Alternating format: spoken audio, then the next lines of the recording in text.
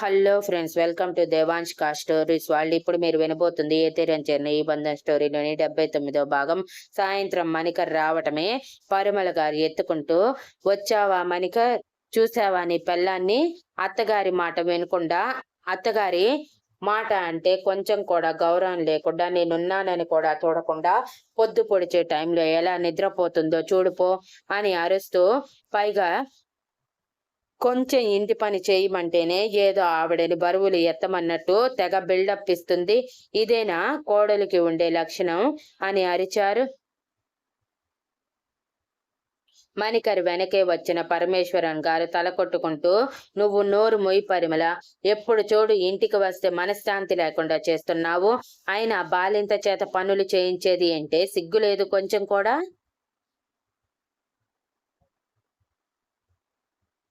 నిన్ను ఇలానే చేశారా మీ అమ్మా నాన్నలు?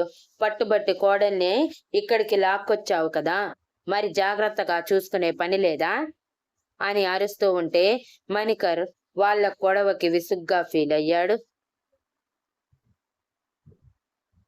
అప్పటికే తన మీద వర్క్ ప్రెజర్ ఎక్కువగా ఉండటంతో రూంలోకి వెళ్లేసరికి యశస్వి లేచి కాళ్ళు చేతులు ఆడిస్తూ బోసిగా నవ్వుతూ ఉంటే మణికర్ అలసట మొత్తం మర్చిపోయి యశస్విని చేతుల్లోకి తీసుకుని, నా బంగారు తల్లి అని అంటూ ఉండగానే మణికర మాటలకి మెలకు వచ్చిన హారిక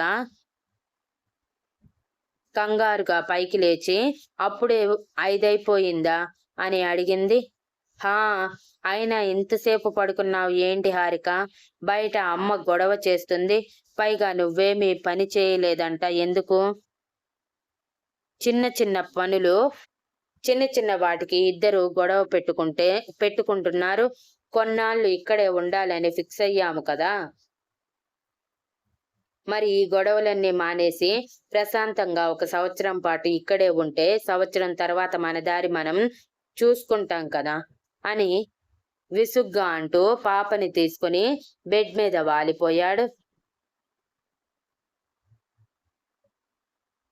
అది కాదు మణికర్ అని హారిక చెప్పేలోపు, ప్లీజ్ హారిక, మీ మాటలు విని విని విసుగు వచ్చేస్తుంది నాకు. ఒకవైపు ఆఫీస్ వర్క్, ఒకవైపు మీ గొడవ. అసలు ఇంటికి రావాలంటేనే చిరాకు వస్తుంది. నా బంగారం కోసం మాత్రమే ఇంటికి రావాల్సి వస్తుంది అని అంటూ వెళ్ళి కొంచెం వాటర్ తీసుకురా అని అన్నాడు.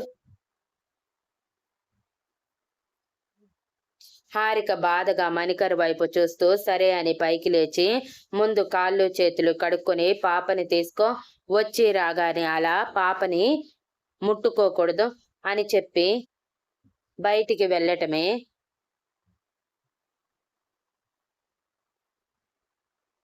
పరిమళ గారు మూతి తిప్పుకుంటూ, వచ్చావా మహాతల్లి, నువ్వు ఏ క్షణం ఇంట్లో అడుగు పెట్టావో తెలియదు కానీ ఆ క్షణం నుంచి ఇంట్లో ఉన్న మనుషులందరూ నాకు ఎగైనెస్ట్ గా మారిపోయి నన్నే నానా మాటలు అంటున్నారు అని అరుస్తూ ఉంటే పరమేశ్వరన్ గారు ఫేస్ వాష్ చేసుకొని బయటికి వచ్చి, హారిక, నువ్వు దాని మాటలు పట్టించుకోకు, తెలుసు కదా దాని గురించి, పిచ్చి కుక్క వాగిందని వెళ్ళిపో అని అనగానే హారిక తలదించుకొని కిచెన్లోకి వెళ్తే పరిమళ గారు పళ్ళు నూరుకుంటూ, మీ భార్యని పిచ్చి కుక్క అంటే మరి మీరేమవుతారు అని అరిచారు పరిమళ గారు.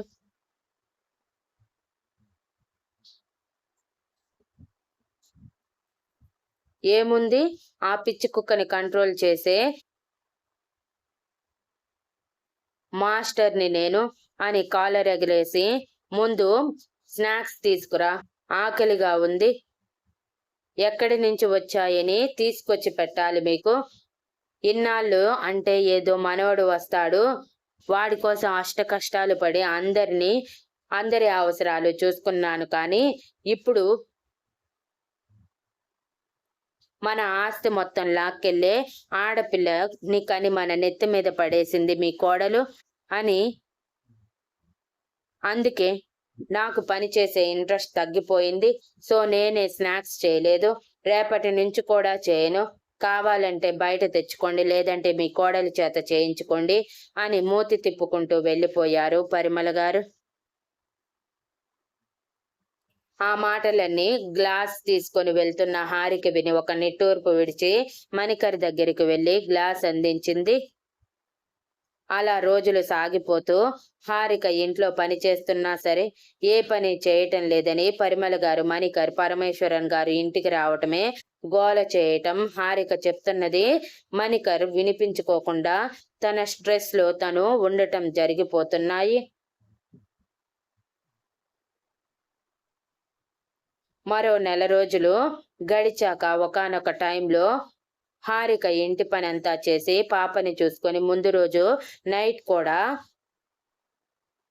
పాప అప్పుడప్పుడు లేస్తూ ఉండటంతో నిద్రలేక మత్తుగా నిద్రపోతూ ఉంటే మణికర్ తనని చూసి తల కొట్టుకుంటూ ఇన్నాళ్ళయ్యింది, దీనికి కొంచెం కూడా మొగుడిని పట్టించుకోవటం తెలియదు అని అనుకుంటూ హారిక భుజం మీద చేయి వేసి హారిక హారిక అని పిలిచాడు. హారిక మత్తుగా కళ్ళు తెరిచి ఏంటి మణికర్ అని అంటుంటే మణికర్ తన నడుం చుట్టూ చేయి వేసి ప్లీజ్ హారిక ఇప్పటికే చాలా గ్యాప్ వచ్చేసింది అంటూ తనని ముద్దు పెట్టుకోవటానికి ముందుకు వచ్చేలోపు హారిక మణికర్ చేతిని తోసేసి ప్లీజ్ మణికర్ అస్సలు నిద్ర లేదు, చాలా నిద్ర వస్తుంది, రేపు చూసుకుందాం ఏదైనా అని చెప్పి మణికర్ని దూరం జరిపి తను మళ్ళీ నిద్రలోకి జారుకుంది.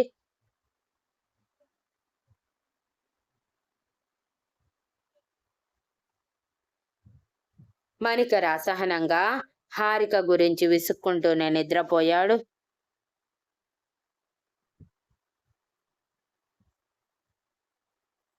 ఇంత జరుగుతున్నా కూడా హారిక విశాల్ కానీ పల్లవి గారికి కానీ ప్రసాద్ గారికి కానీ తన అత్తగారి గురించి చెప్పలేదు. ఒకవేళ చెప్తే విశాల్ సీరియస్ అయ్యి మళ్ళీ ఏదో ఒక గొడవ అనవసరంగా గొడవ పెట్టుకుంటాడని.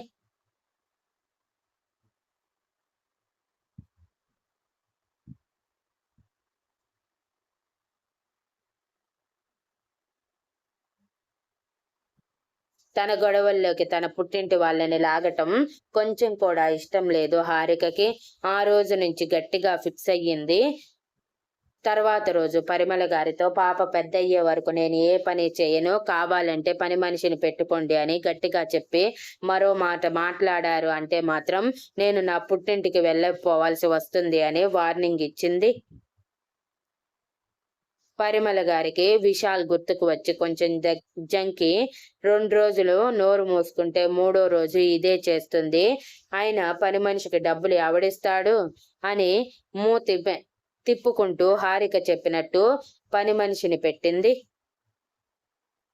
మరో నెల రోజుల తర్వాత ఇంటి ఖర్చు ఎక్కువ అవ్వటంతో మణికర్ ఏంటిది అని అడిగితే మరి మీ అమ్మ ఏ పని చేయటం లేదు, నాకు పాపతో సరిపోతుంది, ఎక్కడి నుంచి పనులు అవుతాయి, అందుకే పని మనిషిని పెట్టుకున్నాము, తనకే ఈ ఖర్చంతా అని హారిక విసుగ్గా అనగానే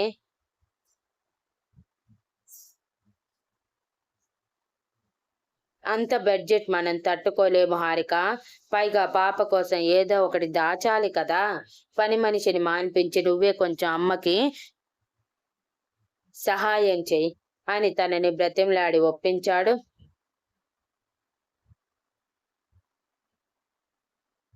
హారిక కూడా తన పాప కోసమే కదా అని ఒప్పుకొని తర్వాత నెల నుంచి పని మనిషిని మార్పించి పరిమళ గారితో కలిసి ఇద్దరు వర్క్ చేసుకుందామని అనగానే ప్రస్తుతానికి అలానే ఉండి తర్వాత నుంచి తన ప్రతాపం చూపించాలనుకున్న పరిమళ గారు సరే అని ఒప్పుకున్నారు.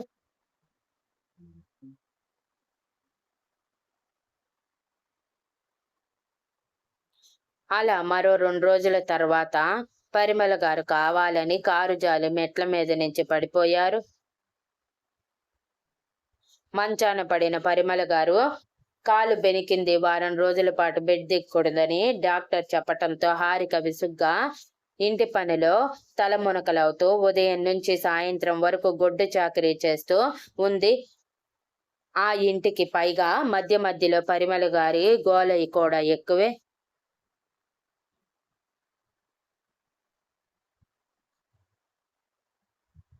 అలా ఇంటి పనంతా తన నెత్తి మీద పడిన సమయంలో సాయంత్రం మణికర్ దగ్గరికి వచ్చేసరికి అలసట గా శరీరాన్ని నిస్సత్తువ ఆవహించటంతో మణికర్ని దూరం జరిపేది. హారికకి మణికర్ దూరం జరపటంతో అసహనం ఎక్కువైంది. అలా హారిక మీద ఇంట్రెస్ట్ తగ్గిపోతుంది. పైగా ఇంటి పనుల వల్ల, పాప పనుల వల్ల హారిక ఎప్పుడు అగ్లీగా ఉండటం గమనించి తన మీద ఉన్న అసహనం ఇంకొంచెం పెరిగేలా చేస్తూ ఉంది.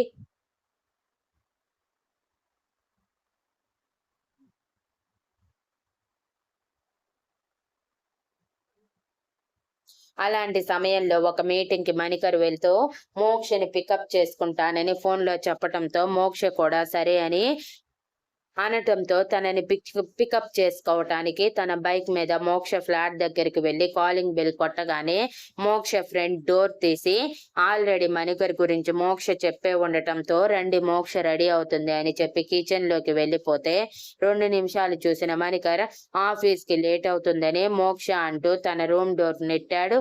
డోర్ వేసుకోకపోవటం వలన అది ఆటోమేటిక్ గా తెరుచుకోవటంతో లోపల మోక్ష అప్పుడే స్నానం చేసి టవల్ చుట్టుకొని కబోర్డ్ నుంచి డ్రెస్ తీసుకుంటూ ఉన్నది కాస్త డోర్ సౌండ్ కి అటువైపు తిరిగేసరికి కబోర్డ్ హ్యాంగర్ కి మోక్ష టవల్ తట్టుకొని మోక్ష శరీరం నుంచి వేరై మణికర్ ఎదురుగా నిలబడింది.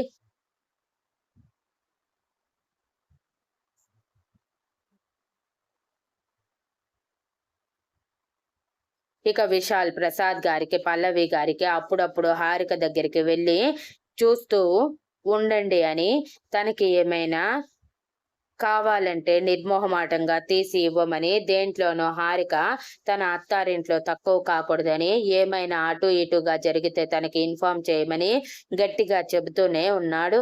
మరోవైపు తన జాబ్ ని కూడా పార్లర్ గా మేనేజ్ చేసుకుంటూనే ఉన్నాడు.